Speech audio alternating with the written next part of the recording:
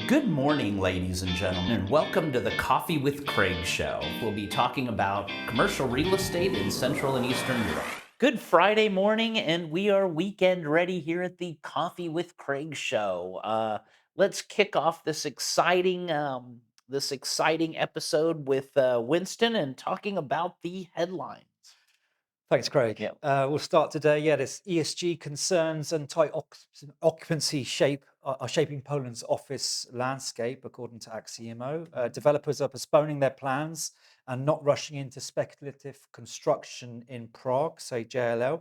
Panettone has introduced a new head of asset depositions, and Hype Coliseum is to open an entertainment center in Coliseum Mall in Bucharest. Asset depositions? Oh, okay. Well, be interesting to hear about that.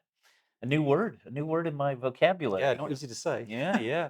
So anyway, coming up to the end of this holiday week, I would call it a lot going on. We're preparing everything for our Baltic Real Estate Awards, May 25th in Sopot, which is in the Tri-City area of Poland, right on the Baltic coast. So a lot of people coming from Lithuania, Latvia, Estonia, also Scandinavia, and of course Poland, of course Warsaw as well. So if you haven't put in any nominations or you haven't booked your table yet, now is the time to do it. I know we are running out. The hotel is running out of rooms. So if anything, go to our website, book the hotel through our website. You get 15% discount, and just write the word Europa as our I guess password or code word. So to get the discount. Um, a lot more sponsors, which we will announce on Monday and Tuesday, and quite a few more jury members now coming on. So we'll make some announcements there and talk a little bit about our program for the day. So we hope you all come up. A lot of nice weather, an opportunity to actually spend the weekend at the beach, possibly.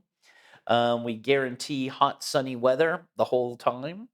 Also, our jury dinner on the day before on Wednesday the 24th. So it's kind of like the whole week, bit of the whole week up there. Be a lot of fun. A lot of interesting new people to meet as well, and quite a few of the ones that you already know. So let's take a little break. We'll come right back in 20 seconds with Winston Norman, our editor in chief of EuropaProperty.com, with the news. Ladies and gentlemen, welcome to the Europa Property Baltic Real Estate Awards, May 25th, held in the beautiful beachside city of Sopot, which is part of the Tri-City area on the Polish Baltic coast at the Radisson Blue Hotel. Countries covered in the awards include the Baltics, Lithuania, Latvia, Estonia, Scandinavia and the Nordics, Denmark, Finland, Sweden, Norway, as well as Germany, and of course Poland. Book your tickets, sponsorships, and place your nominations now on our website, and feel free to email me for more details. So, welcome back, Winston. Great to see you, and great to Good be here in morning. Warsaw. How you doing? Yeah, good, good. Nice to see that the weather is so great here today. Yep, And summer's just around the corner, I summer think. is here. Yes, exactly. So, tell us all those exciting headlines. Tell us what is going on. Okay, yeah. So Axiemo has summarised the first quarter on Poland's office market, and they've said that developers are focusing more on the regional cities in Poland, and there's some new deliveries in Krakow, Wrocław, and the Tri-City regions. However, no new office deliveries have been delivered in Warsaw, and however, current interest from tenants remains fairly high. And demand recorded in the first quarter was distributed proportionally between Warsaw and the regional cities. And tenants these days attach a lot of importance to ESG issues and the comfort of their employees in the workplace.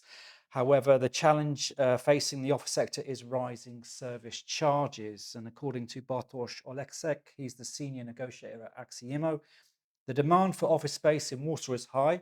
A large percentage of inquiries comes from Ukrainian companies that have moved from Poland, moved their operations to Poland. And in addition to companies from Ukraine, there are law firms, accounting and tax companies, and IT companies that are also very active searching for office space.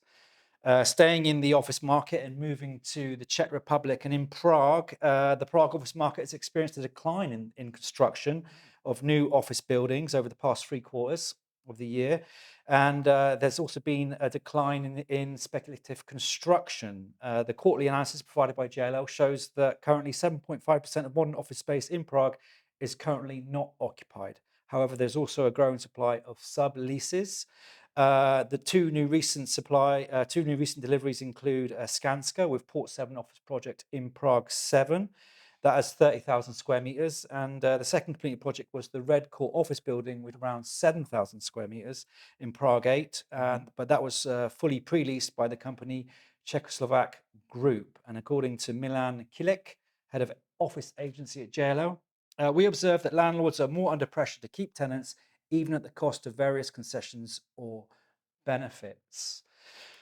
Yeah, you don't want to be looking for a new tenant at the moment if you're an office owner, I would imagine. You want to keep the guys you have.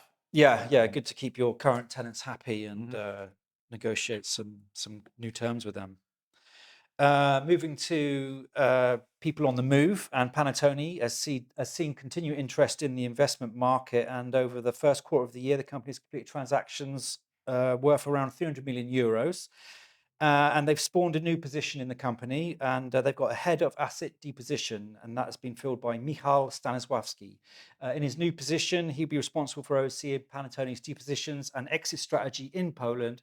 Moreover, he is to be the single point of contact for all investors interested in acquiring assets from the company's portfolio and all their advisors. And finally, for today, Colosseum Mall in Bucharest has announced the signing of a new lease agreement with Hype by Kiddo for the opening of an entertainment centre called Hypo Colosseum. And it will have an area of 2,500 square metres and will include multiple attractions for all the family. And some of the attractions include trampoline park, climbing, obstacle course, adventure route, arcade games, slide maze, restaurant and bar, dedicated party area, and a space for virtual reality experiences. And this new investment is costed around 1.5 million euros.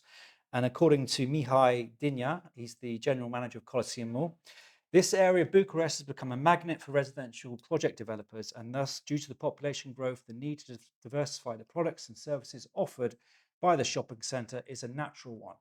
Hype Colosseum will undoubtedly become an attraction for both Bucharest residents and visitors from outside the capital. Yeah, it was such a great mall. I mean, Colosseum's they always seem to be doing better and better, Yeah, every it's year. evolving, and Yeah. like he says, there's a big residential area now, so they've got lots to offer new people living in that area. Yeah, something else to do. And yeah, if you're living in Bucharest, why not live next to a cool mall with lots of stuff going on? Well, it definitely doesn't hurt people attending the mall if they've got interesting things inside it, does it? Yeah, yeah. Climbing wall, party area. That's what I remember of what you said. So Party area sounds yeah, good. it sounds very good. So that's all we have for the day. Yeah, those are the Yeah, headlines for okay. Well, today. great. Thank you all for watching this Coffee with Craig show, and we will see you all with the news on Monday morning. Have a great weekend. Click here to subscribe to the Coffee with Craig show, and don't forget to share it with your friends.